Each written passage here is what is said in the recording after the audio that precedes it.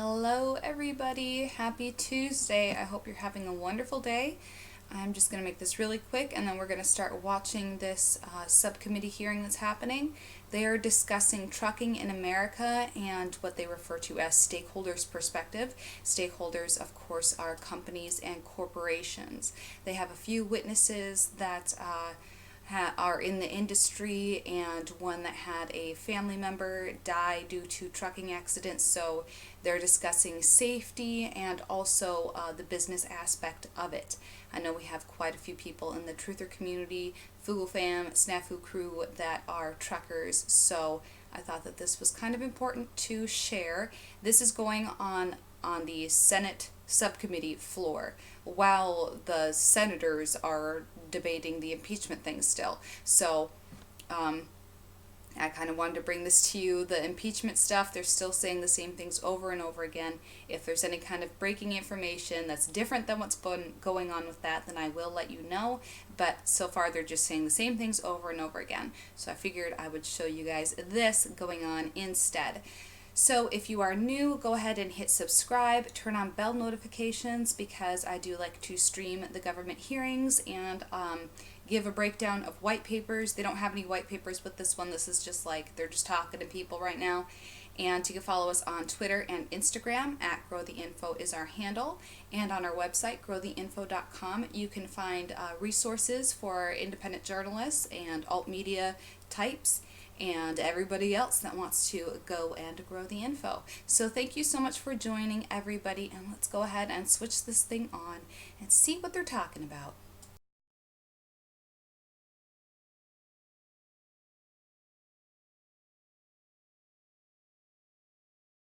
Cameras, automated emergency braking, and adaptive cruise control. Like pilots in planes, we will continue to see drivers in trucks, a future based not on driverless technology, but driver assist solutions. We applaud the Secretary of Transportation for her leadership on technology, including preserving the 7 bands of 5.9 gigahertz spectrum for safety, connecting cars, trucks, and infrastructure, using AEB to save lives. The FCC wants to hand this spectrum to big cable, so you can download YouTube videos faster. Please stop this shameless assault on public safety. We need more tools to populate the FMCSA's drug clearinghouse, including technology that detects marijuana impairment. Employers must be allowed to use hair testing as a sole screening method. It's been 3 years since this committee instructed HHS to issue such rules. Sounds to me like a few cubicle-dwelling bureaucrats are now thumbing their noses at you and public safety by keeping the scientifically proven and successfully deployed method from enforcing the law that you passed. They need to be held accountable. Trucking is now short 60,800 drivers and must hire 1.1 million new drivers over the next decade, made harder by a 50-year low unemployment. We need more women, minorities, veterans, exiting servicemen and women, and a focus on improving the safety and health and wellness of our current workforce. We need access to the next generation of drivers.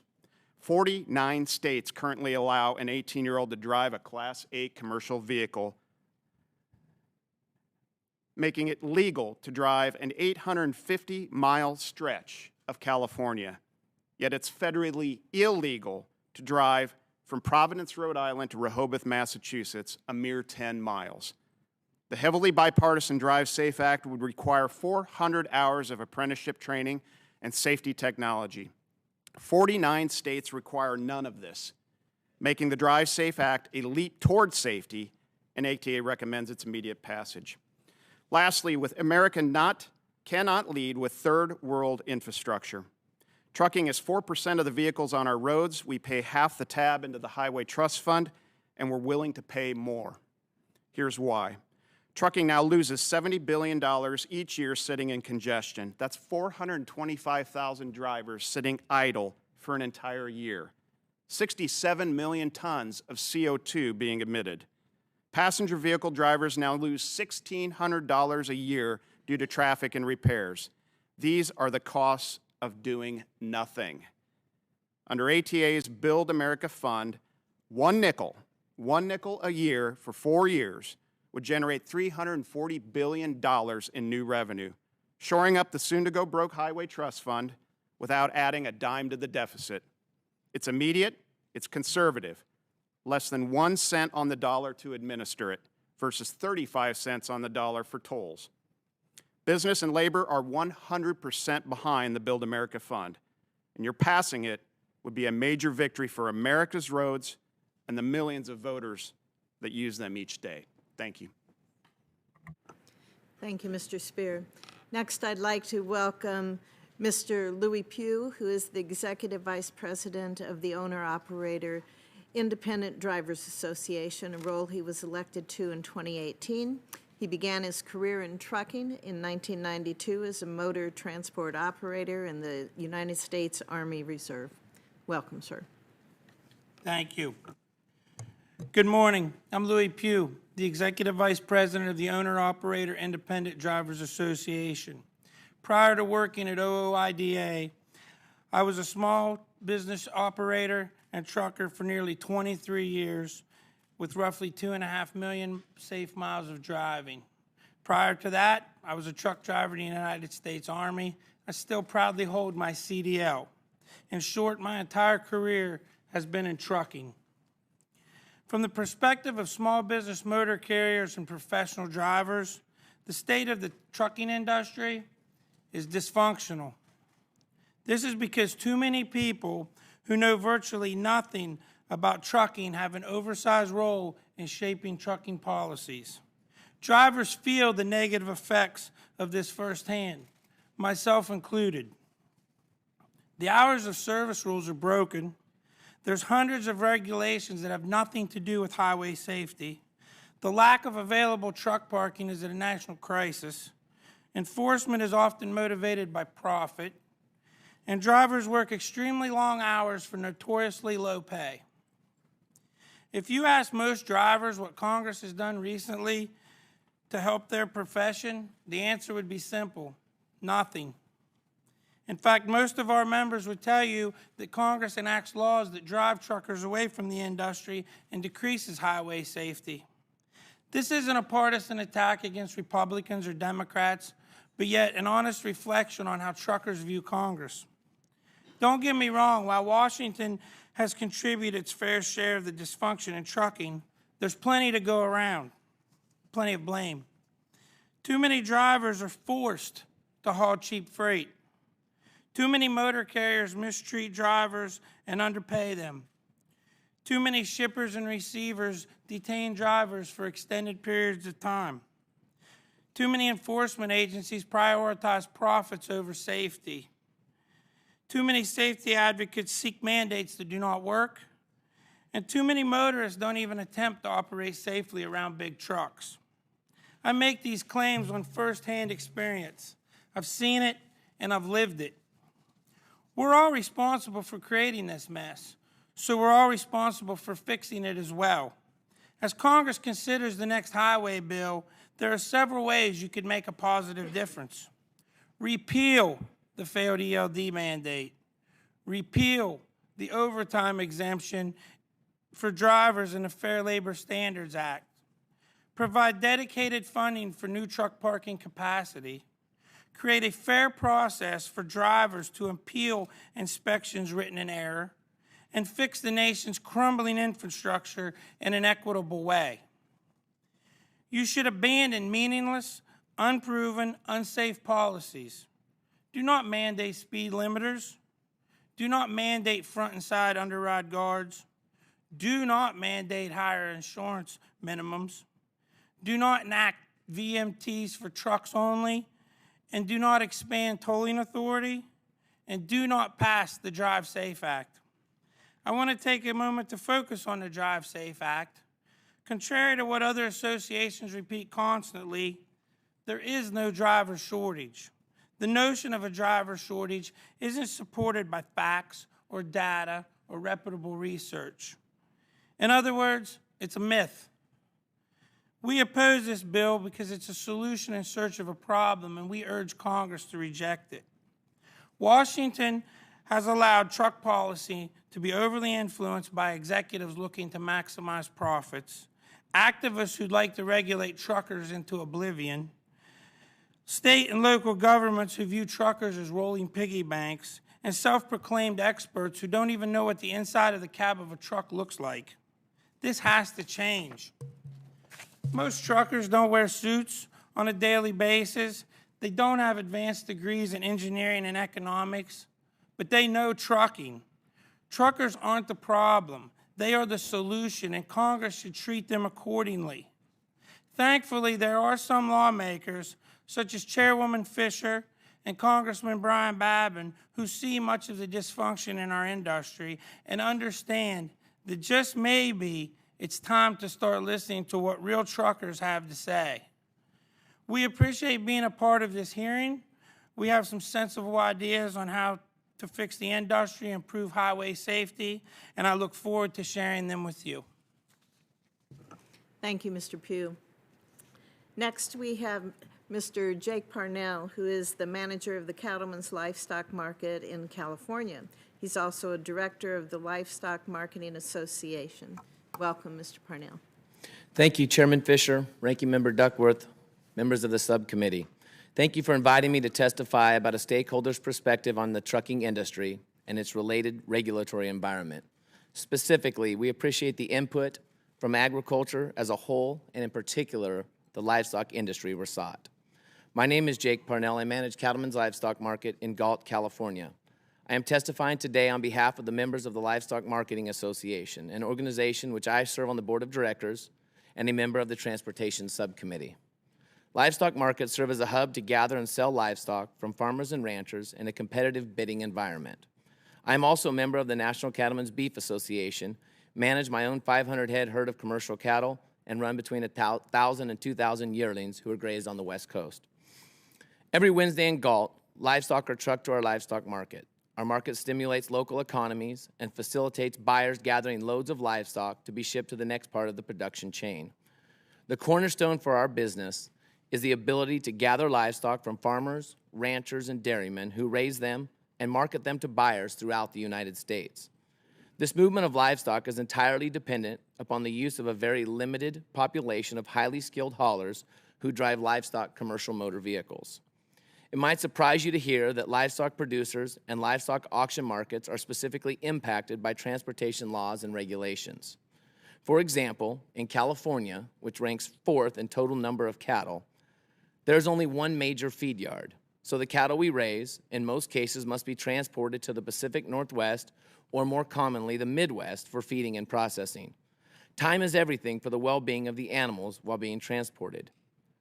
The key to safely hauling livestock, especially in times of great heat and humidity, is to stop as infrequent as possible and to keep the trailer moving to provide ventilation.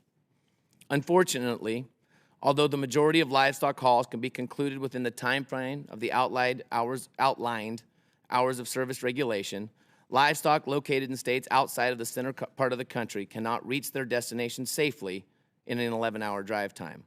When a driver runs out of time while hauling live animals, they are given the grim prospects of unloading the livestock, if they can find somewhere willing to receive them, or leaving them on the trailer for a 10-hour stretch to suffer from the elements, lack of ventilation, and possible injury. A hauler of live animals cannot unload on the side of the road or at a local hotel.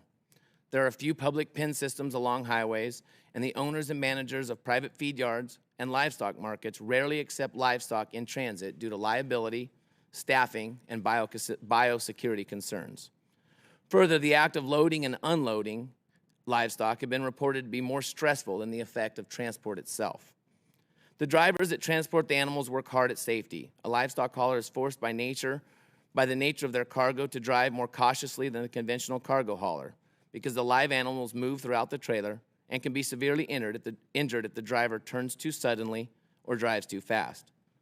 Safety is so important to the livestock industry that many livestock haulers have participated in additional specialized training, including the beef industry's Master Cattle Transporter program, which provides instruction on proper animal handling, transportation methods, and focus on preventing driver fatigue.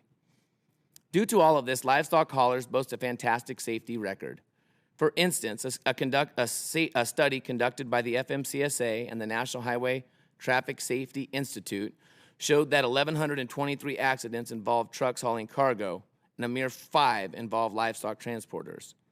Similarly, trucks involved in fatal accidents, Factbook 2008, a report conducted by the Transportation Research Institute, shows that of 4,352 trucks involved in fatal accidents, livestock haulers accounted for just 0.6%.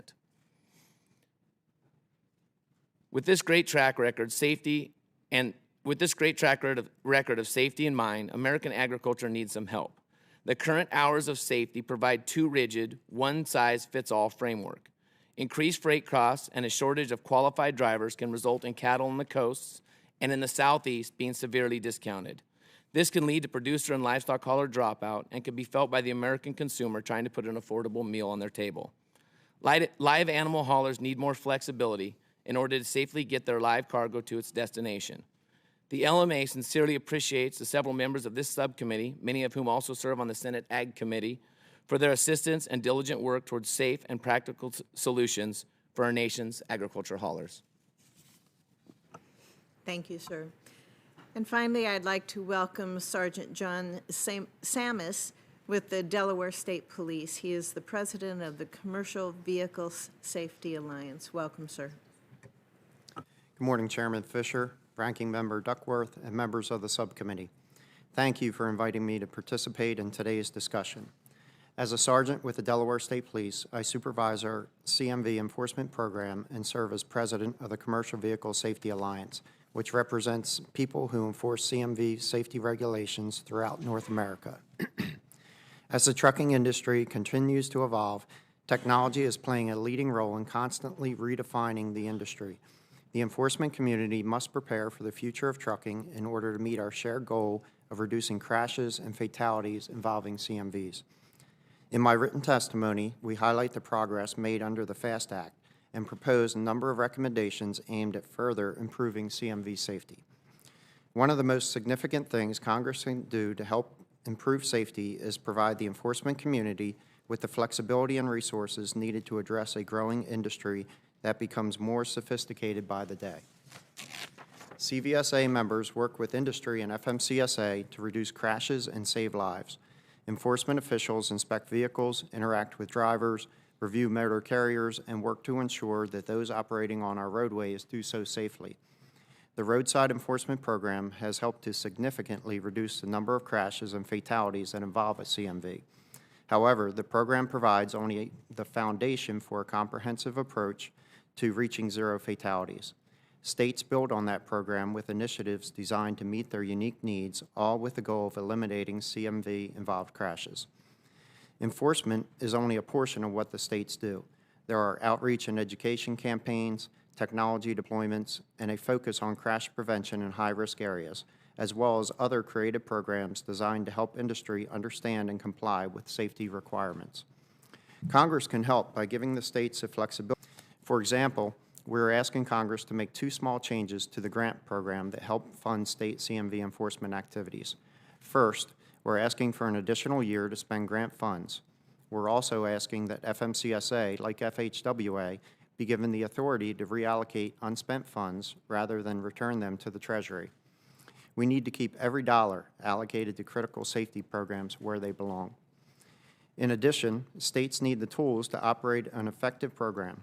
Given the growing size and complexity of the trucking industry, jurisdictions do not have the resources to inspect every vehicle, driver, and motor carrier on a regular basis. As a result, inspectors interact with only a fraction of the trucks on the road. To maximize resources, jurisdictions use a combination of methods and technology to identify vehicles, drivers, and carriers for intervention. Work is being done to update crash causation and reporting data to give jurisdictions better information on which to build their programs. If we can better understand where, why, and how crashes are occurring, we can do more to prevent them. CVSA encourages Congress to provide DOT the resources to maintain the data set that will inform the next generation of safety programs. Specifically, CVSA supports funding an update to the crash causation study. In addition, it's important that regulations keep pace with the evolving carrier industry. For example, as we move to more and more advanced safety systems in CMVs, The enforcement community must have the resources to effectively regulate industry. CVSA has asked NHTSA to consider establishing a universal electronic identifier for all CMVs. The ability to electronically identify each truck from a short range would revolutionize the roadside inspection program and improve roadway safety. Finally, as you draft transportation safety policy for the next decade, please consider how the enforcement community will implement those policies. Establishing new policies without considering the practical impact can lead to inconsistency and unnecessary tension between industry and enforcement. CVSA is asking that Congress incorporate an implementation window requirement in any future exemption. This will allow states time to receive guidance and train inspectors, leading to greater uniformity, which benefits both industry and enforcement. Thank you for including me in today's discussion. We, like our partners in industry and at DOT, are committed to saving lives. To reach that goal, it's important that everyone involved has the tools that they need to do their part. For the states, that means program flexibility and funding to support comprehensive, innovative programs that take dangerous drivers, vehicles, and carriers off the roadway. Thank you. Thank you, Sergeant, and thank you to all the panel members for your opening statements. I would like to begin my questions with Mr. Spear and Mr. Pugh. I share many of the sentiments that both of you expressed regarding the need for more flexible hours of service requirements across the trucking industry. And I also appreciate the efforts that we've seen from the FMCSA to update those requirements. Could each of you briefly explain what you see as the key change that's going to be needed in the hours of service requirements to help provide truckers with the flexibility they need while also making sure that we don't see any kind of negative impact on safety? Yes, I think one of the key facts is one of the things that was petitioned for was the 3-hour, be able to extend your clock by 3 hours as far as if you need to take a nap, traffic, something to that effect. But with that being said, there needs to be the added protection for the driver to where the driver has control of that time and not a motor carrier, not a shipper, not a receiver, or anything of that effect. If a driver feels that he needs to take a nap or there's unsafe weather conditions or whatever, he has that opportunity to do it, but not be forced to do it, again, by a carrier or someone like that. With that being said, that's where the coercion law comes in. FMCSA has the hotline, and that's the one thing we've been asking for is for FMCA to be a little more stricter on that. At OOIDA, we never ever hear anything coming back from any of these complaints that are being filed by us for our members. So that's the one main concern. Put the power in the driver's hands. Give him that added extra flexibility. Okay, thank you. Mr. Spear? Yes, Chair. I want to be quick to point out that this is a live rulemaking. It's one that we do believe is necessary, but we haven't seen the final product yet, so I don't want to prejudge it. But in the advance notice of proposed rulemaking, we see the 4 parts that the department has proposed looking at. We're encouraged that it is moving in the right direction. They've taken all the comments, and it was voluminous, back, digested it, and we believe, this year we will see a final product. Without seeing the results of those comments yet, it's a bit difficult to predict what it's going to say. But I do think it needs to reflect the realities that are happening out on the road. The flexibility that the industry and the drivers need, we share that concern. Adverse driving conditions, when a driver can take the 30-minute break when they're tired, not when the government tells them they're tired. Split sleeper berth. Common sense really needs to prevail here. The rule really needs to reflect reality. Not something that's designed from, like I said, a cubicle here in Washington, D.C. So we're optimistic that this rule will do that. I like the fact that they took such time and attention to all the comments across the spectrum. Once we see the final product, it'll be something I think we can comment more in detail on. Okay. I assume your association made comments? Oh, yes, definitely. Were those the points that you made that you hit in your testimony? Indeed, yes. Thank you. Mr. Parnell, you mentioned in your testimony that livestock haulers must receive additional transport training. Specifically, you mentioned the Transport Quality Assurance Program for the pork industry and the Master Cattle Transporter program for the beef industry. Can you elaborate on the training that these programs provide, particularly as it would help with truck safety? I can. These programs that have been developed through the Beef Quality Assurance Program with NCBA and a couple of the other programs that you highlighted, it takes it from step one all the way through the transportation. So it starts with many times our truckers are involved in the loading of their actual freight, the live animals on the truck. Talks about the handling of them, the handling of the animals once they get on the roadway, the need to drive probably slower because a lot of what we do is in very rural condition, not always paved roads. It talks about there are parts of the program that teach them about judging their own fatigue and how to handle that in the proper times. And again, it goes back to some flexibility when they need to have a chance to pull over and take a nap. Can you specifically address the flexibility that would be needed when you're hauling livestock, for example? If there's a rule that says you have to pull over at a certain time, what does that involve? Well, unload? to do it the correct way, Right. Safely for the animals, you would have to pull over, either unload those animals at a facility that can handle those animals. And how many of those facilities do you usually run across as you're transporting across country? Close to highways, not very many. Yeah, it's a very challenging part. Okay. Thank you, sir. I'd like to recognize Senator Duckworth. Thank you, Chairwoman Fisher. And Illinois is one of the nation's largest pork producers, so I'm very sympathetic to the challenges. But I do want to start off by talking about the 5.9 gigahertz spectrum. In response to my question last week about DOT's First Responder Safety Technology Pilot Program, Undersecretary Sabat stated that this new program is designed to demonstrate the benefits of V2X technologies for emergency response vehicles using the 5.9 gigahertz safety band. In December, the Federal Communications Commission released a proposal to reallocate more than half of this 5.9 gigahertz band to unlicensed operations like Wi-Fi. And Mr. Spear, you touched on this. In the interest of time, though, by a quick show of hands, who here has concerns with the recent actions taken by the FCC to reallocate the 5.9 gigahertz band? Thank you. With a quick yes or no, those who raise your hands, do you oppose FCC's proposal? Yes. Yes. Anyone else? Okay, thank you. Sergeant Samus, thank you for your service protecting us on not just Delaware's roadways, but I'm sure you extend beyond the state as well. One of my priorities is working to reduce and eliminate law enforcement fatalities from roadside accidents. Last year, Chairman Fisher and I asked the Government Accountability Office to review state-level move-over laws.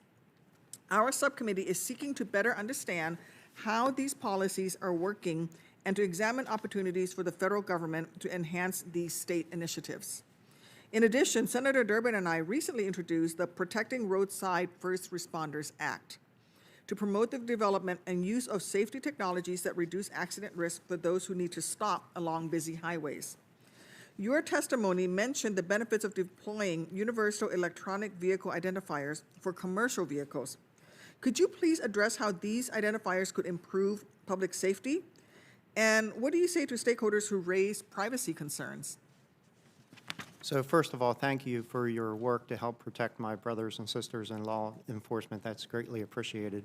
To your question, given the size of the motor carrier industry, jurisdictions do not have the resources necessary to inspect every vehicle out there on the roadway, obviously. So to maximize the resources, states must prioritize enforcement activities and utilize technology to continue to increase efficiency. So with the Universal Electronic Vehicle Identifier, it would help us identify which trucks or carriers might be more likely to have issues, and then we can concentrate our efforts on those carriers. And as far as the privacy concerns go, the Universal Vehicle Identifier would not transmit any data other than that is that specific truck going down the roadway, and then we would take that specific truck and run it through the systems that we are already currently using to identify the carrier and their safety record. So the privacy does not seem to be a concern to CVSA. Thank you. I want to commend Chairman Fisher and others for their efforts to expand career opportunities for service members and veterans. We should do more to break down barriers for those who have served our nation. However, I am wary of claims about workforce shortages in the transportation sector or any sector when there hasn't been a meaningful increase in wages. After all, increasing wages is the free market response to labor shortages. Relaxing safety standards is not. And that's been my concern with the push by some aviation stakeholders to weaken pilot training standards put in place after the tragic crash of Colgan Flight 3407. So instead of increasing wages, they want to allow pilots to fly with less hours of training. FMCSA is developing a pilot program to understand the safety impacts of allowing 18 to 20-year-old drivers to operate large trucks for the purpose of interstate commerce. Ms. King, what data is available or unavailable that could inform Congress about the safety of proposals to expand trucking to those with the least amount of experience? Well, like what's already been said, there are at least 48 states that allow 18-year-olds to drive semi-trucks within their state boundaries.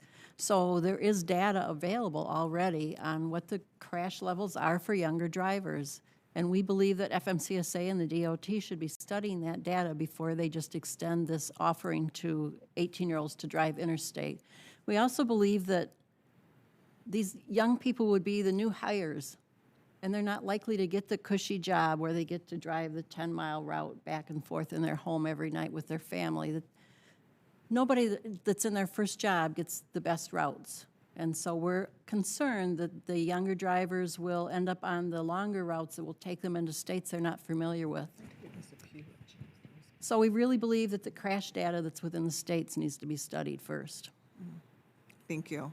And I'd like to give Ms. Pugh a chance to talk a little bit about young, especially military drivers, because having had, by the way, I'm a military driver license myself, I know the quality of the young drivers, especially those coming out of the military, who can be just as capable.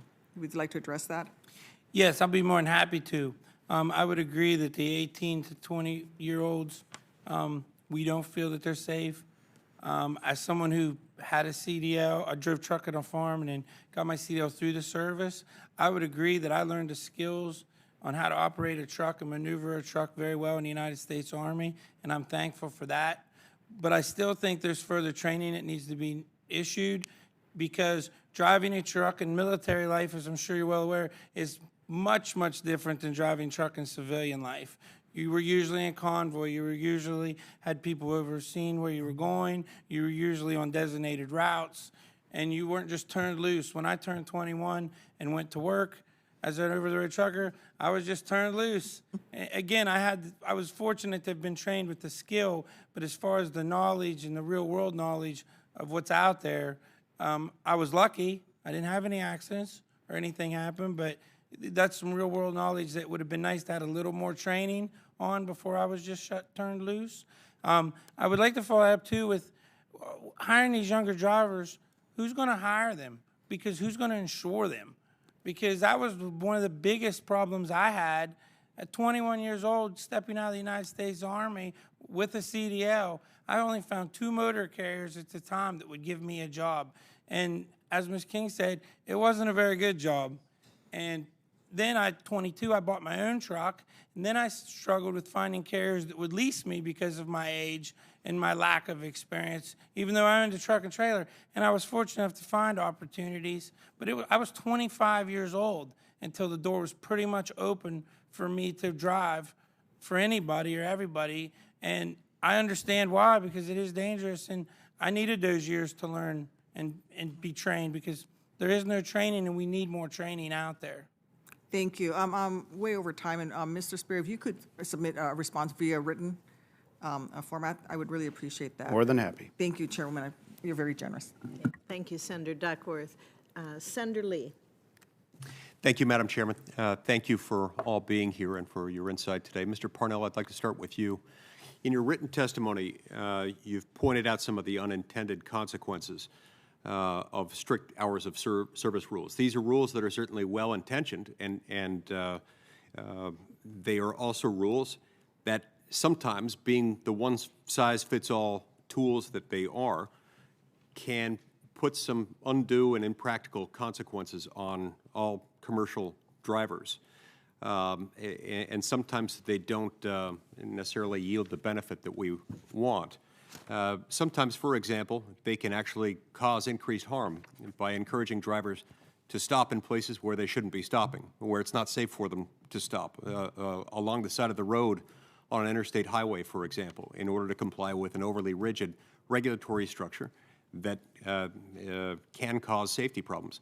And this is, of course, setting aside the issue that Senator Fisher mentioned a moment ago of the harm and the stress that can come from doing that when you're dealing with livestock or when you're dealing with insects like bees. That can cause some very significant problems. As Congress considers updating its hours of service requirements, where do you see the biggest need for reform? The part I'm most familiar with which is hauling livestock. We're just very unique. We're hauling a perishable product, a product that can be injured, and the flexibility. I know there's been numerous options or different, legislative answers that have been put out there in the last Congress. Some have been reintroduced this Congress. At LMA and NCBA, we petitioned FMCSA for a 5-year test project that they have not given a public decision on yet. I think it's been out for comment. We introduced it 18 months ago. It's 12 months ago they introduced it to comment, and we haven't really heard back about that yet. That increased some hours of service, drive time, and flexibility a little bit. There are specific solutions, for me, and you talked about not the safest place to pull over, not the safest place to drive fatigued. We talk about Regulation 49 CFR 39.1, which is the ag commodity exemption. We've talked about that exemption on the end of hauls, so as they get close to where they're going, if it's dark and they're on narrow roads, tough roads, they can just pull over and have that flexibility to get to the part of their destination very safe. It also appears that there's some ambiguity within the hours of service regulations as to what constitutes on-duty versus off-duty time. And it appears that even rest stops, even rest breaks, can still be considered to count against the 14-hour clock. How might Congress provide better definitions, better clarity to those definitions? Do you think that's something we should clarify? I think it's something that needs to be clarified, and especially in our industry, because there are various times when we ask our specialized haulers to stop and check their loads and make sure everything's safe, and they're still on the clock during that 10 or 15-minute time. It's working against them. Well, to me, whose livelihood is dependent on that livestock traveling safely, I want them to check, but because it also affects my livelihood, the increased price it would take if we had to take in, if we had to switch trucks or do other things with hours of service, I also want them to be able to make it there safely and on time. So yes, I do think we need to do that. Mr. Spear, the Competitive Enterprise Institute has estimated that federal regulations, while this is impossible to quantify with precision, but they've estimated that in 2016, compliance with federal regulations cost the American economy just under $2 trillion a year, just in that year alone. Within federal infrastructure projects, this ends up costing not only consumers, but it also ends up costing drivers, moms and dads trying to get home to be with their kids who are stuck in traffic. And it also costs state governments additional money to comply with federal regulations. There are many estimates that put it at about 20%. When you're using federal funds, the federal regulations you have to comply with often increase the cost of that federal project by about 20% as compared to what it would be if you were using state funds. Being used to fund a project that's unable to go as far as it would otherwise. Sometimes regulations are necessary, but not all regulations are and otherwise.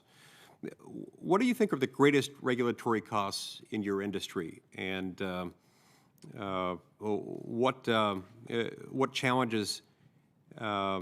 What are some of the challenges that you face that you consider necessary to address? I think simply put, infrastructure is safety, and we need to look at it through that lens. And when we talk about regulations, we talk about infrastructure, but they really are synonymous. They're the same. Because if you have good infrastructure, you have less traffic, you have less accidents, you have more space in between the vehicles. to do the things they need to do. You also have, obviously, lower costs and impact, not just on the industry, but the economy. So infrastructure, having more of it and well-designed, well-engineered, really breeds good safety policy. In terms of the regulatory side, we're not fearful of regulation. What we do ask for is clear and concise regulation.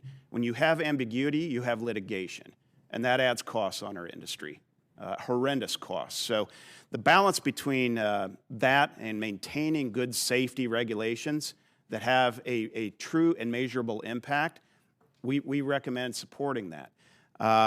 What we do think, though, is that having expanded safety policy apply to infrastructure would be a good thing. We lose $70 billion a year as an industry sitting in traffic, and we're only 4% of the vehicles on the road.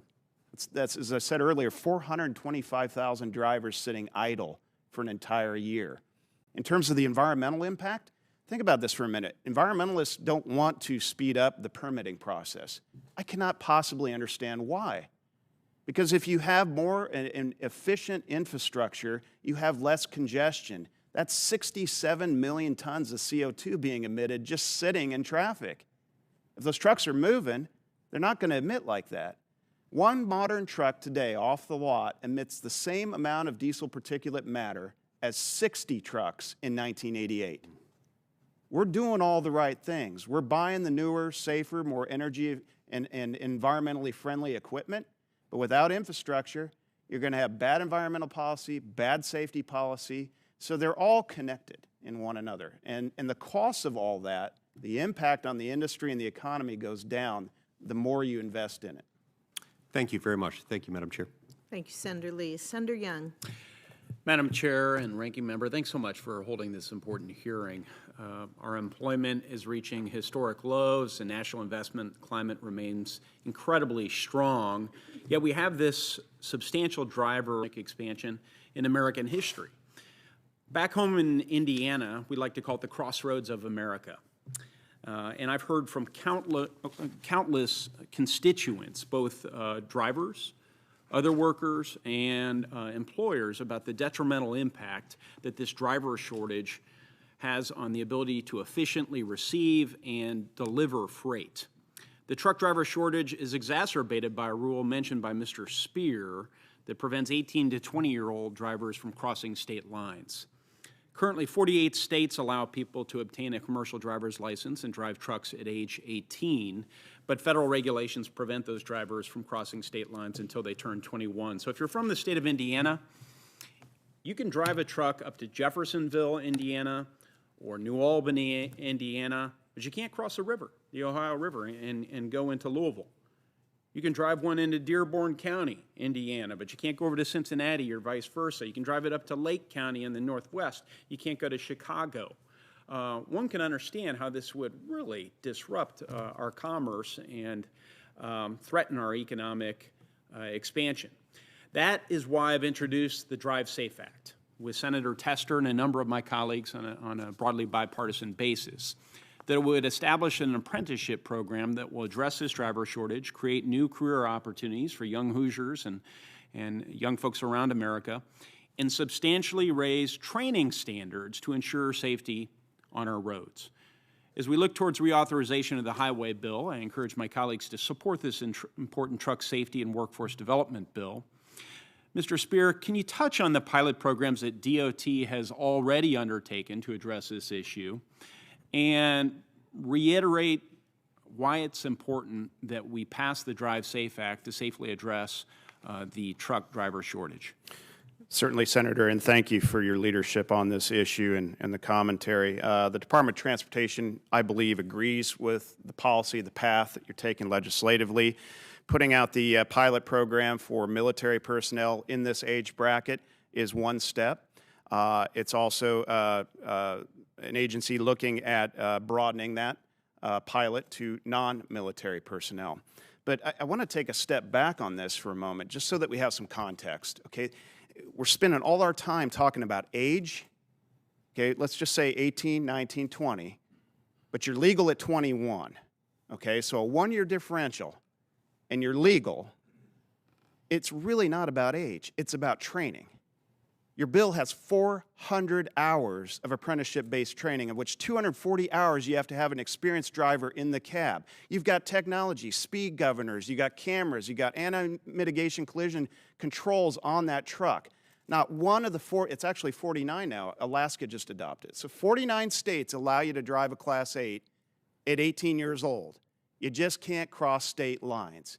Your bill puts all this training on top of that, plus all this technology in addition to that. This is a step towards safety. What I want to know is, where is everybody that's opposing this bill? Where were they on the 49 states that allow you to drive 850 miles in California, but you can't go 10 miles from Providence, Rhode Island into Rehoboth, Massachusetts? That's got to be the dumbest policy I've ever seen. You remedy it with training. You remedy it with technology. That's exactly what your bill does. It's exactly what the DOT is doing. You served in the military. Thank you for that. I have 4 kids. My oldest 2, Army. I got one who's going to commission next year as a 2nd lieutenant in the Army. I've got another one who just started her plebe year at the United States Military Academy in West Point. I sleep pretty well at night. I don't know about my wife. She worries, as mothers do. But I don't. Why? Because I know they're getting the training. They need to go off and protect our country, to fight for our freedom. How are we willing to allow 18-year-olds to go off and do that, but we can't teach them how to cross state lines in a Class 8? This bill is responsible. It's safety-minded. It's the right thing to do. Thank you, Mr. Spear. You had me until West Point as a Naval Academy grad. I will allow you to have the last word, but I do ask unanimous consent to enter this letter showing broad bipartisan national support for this safety legislation into the record. Without objection. Thank you, Chairman. Thank you, Senator Young. Senator Capito. Thank you, Madam Chair, and thank the ranking member, thank the panel. I'm going to start with you, Mr. Spear, because you mentioned something in your response to Senator Young's question on training and different aspects of the technology that's available for the newer driver or the untrained driver. I was approached a couple, probably 6-8 months ago, from a couple who lost their son, who was rear-ended by a truck traveling in excessive speed on interstate. And one of the proposals that they've put forward to honor their son's life is to have a governor on your semi that won't let you exceed the legal speed limit. What's your position on that? We actually just revisited this position, partly because myself, my staff, and our members felt that the 11-year-old policy that we had was outdated. It was 65 governed, but it was not just trucks, but cars. And so what happens is, if you govern trucks at 65 and you don't include cars, states like Texas, South Dakota, where speeds exceed 80 miles an hour for cars, you can drive legally, which means you could probably do a little faster and not get pulled over. There's a big differential between what that truck is going and what the car is going. And if people are speeding and they're texting, that's a recipe for an accident, possibly a fatality. So the differential is a big concern of ours. We believe that technology has a role to play, so we looked at the policy, we upgraded it just last year. It's still 65 for trucks, but up to 70 if you have certain technologies within that equipment. But let me just ask you that, though. But that's not that's not on trucks as we have now as a requirement or an option or anything. Oh yeah, it is. In the training, a lot of our fleets govern at various speeds. Some 65, some lower than that. on that. Does anybody else have a comment on that? I do. Yes, go ahead. I don't think that the differential is that big an issue. We already have differential on our freeways. There's no freeway out there that everybody's going 65 or everyone's going 70, and most of us are driving 80. And many trucks are speed limited to 65, and we don't see that as being a real issue. In Ontario, they mandated speed limiters, and they did a study recently that showed they had a 73% reduction in speed-related truck crashes. Thank you. Thank you. I understand. Excuse me. Yes, Mr. I'd like to follow up as well. As someone who actually drove a truck, speed limiters are not a good thing from the driver's perspective. due to the fact is there's been many occasions as someone driving up the highway in my truck, and I'm sure you've all realized in your car that once in a while I need the ability to get myself out of harm's way, whether that's speeding up momentarily or whatever, to get away from something, to be safer for myself and the people around me. If I'm governed, I don't have that control. I've heard over and over in here about training for these 18 to 20-year-olds. We need training for no matter what your age is, and proper training. And I hear about technology. All these things are wonderful things, and they have their place, but nothing can replace a trained driver. And a trained driver knows how to control the truck, knows how to operate. They don't want their truck speed limited because they want to run down the highway 100 miles an hour. They don't want their truck speed limited because they want to have the control of their vehicle and be in complete control of their vehicle. Thank you.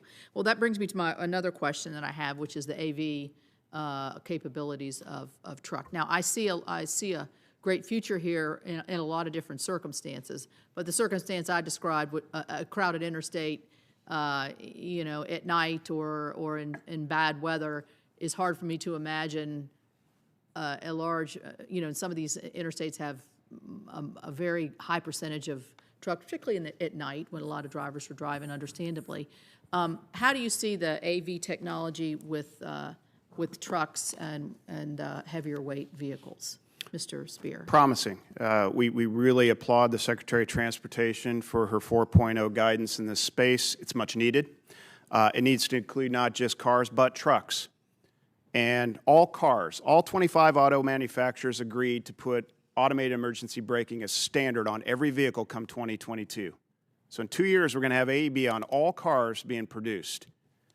You still have speeding, you still have texting, you still have distracted driving. Right. 2/3 of the accidents that involve our trucks are caused by passenger vehicles, and it's usually distracted driving as the root cause.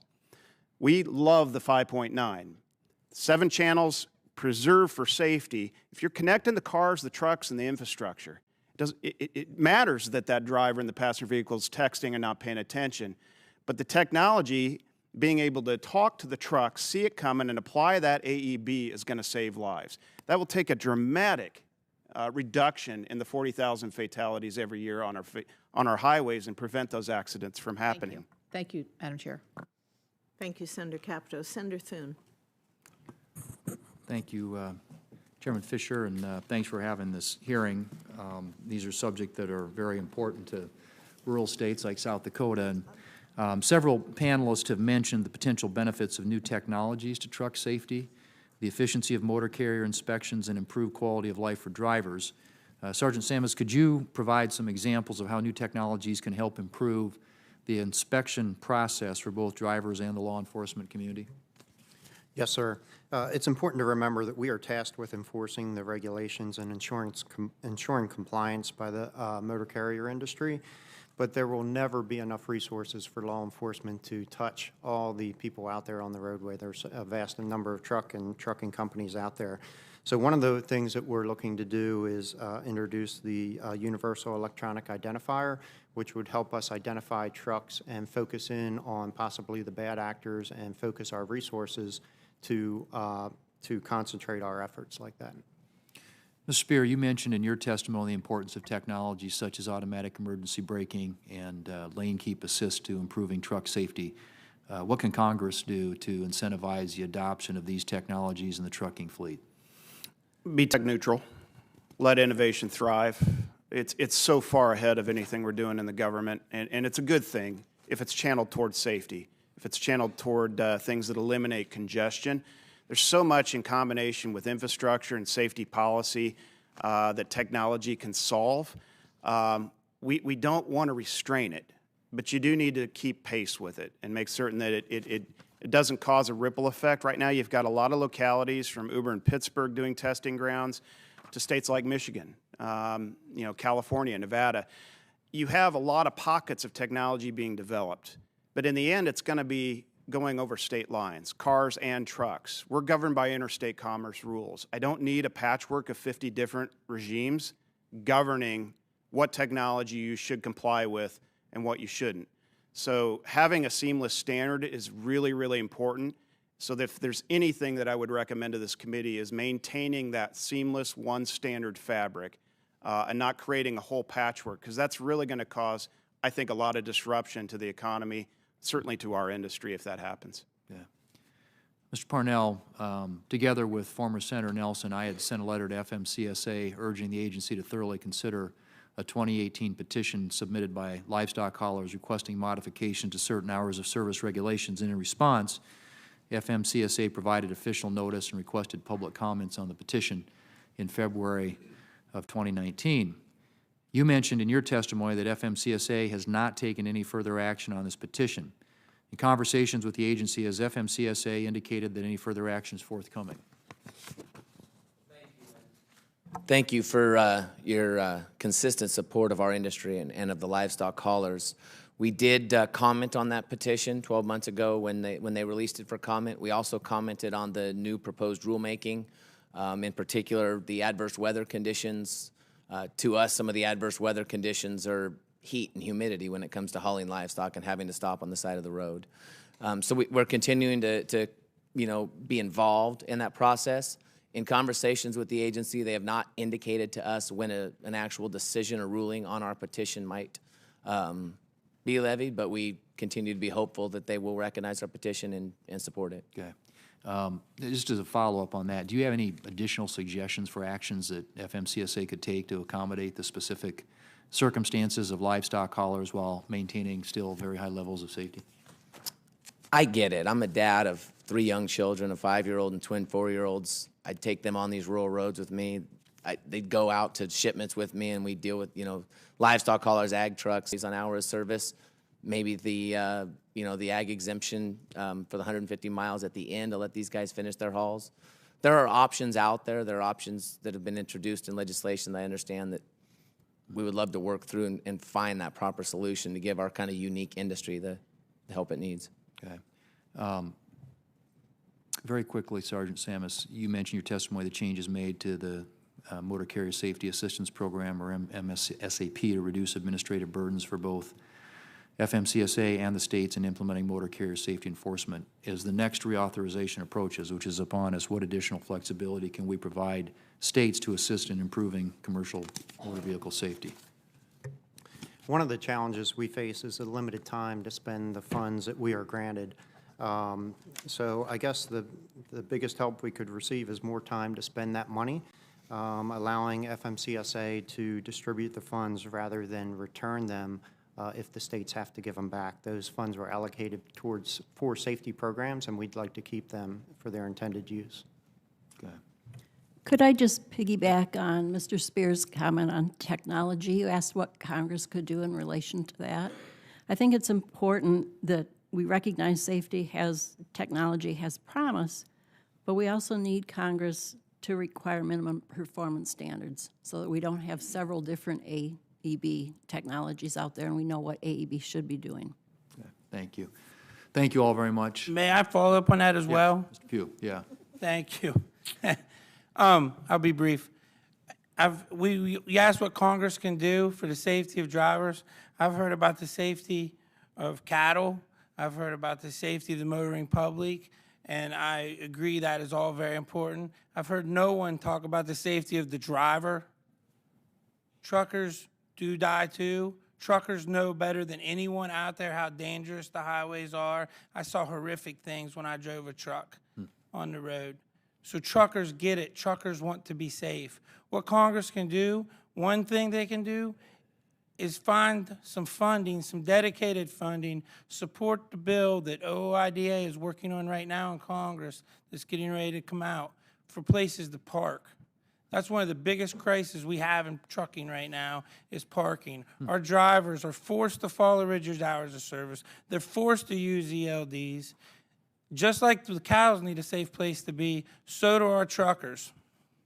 All right. Good answer. Thank you. Madam Chair, thank you. Thank you, Senator Thune. Thank you to the panel members today for a very good discussion. Appreciate you being here. The hearing record will remain open for 2 weeks, and during this time, senators are asked to submit any questions for the record. Upon receipt, the witnesses are requested to submit their written answers to the committee as soon as possible. Again, thank you for a good hearing today. We are adjourned. Actually, you know.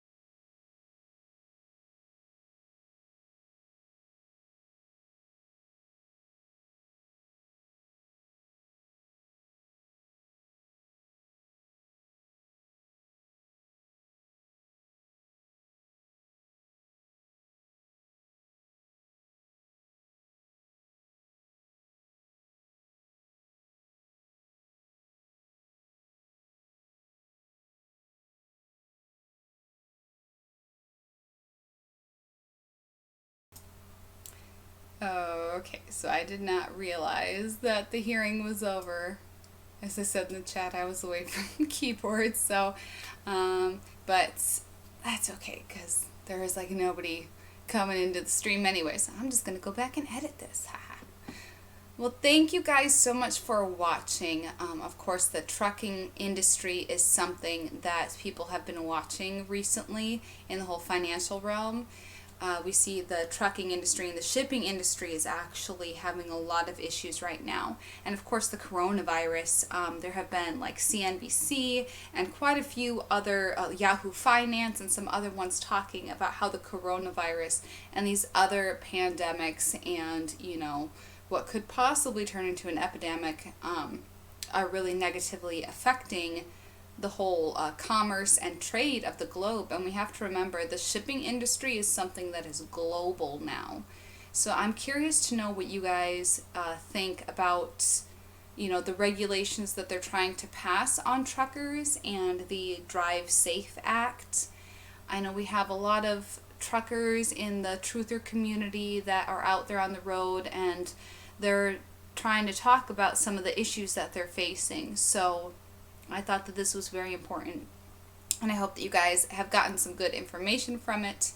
Please share it with people that you know, because I think we all have some connection to people that are involved in the shipping industry, whether it's trucking. Or remember to subscribe to us by hitting the red subscribe button, and you can turn on bell notifications to be notified when we go live. And you can follow us on Twitter and Instagram at GrowTheInfo is our handle, and you can check out our website growtheinfo.com for awesome resources for other journalists and media types. Thank you guys so much for watching. I hope you all have a wonderful day.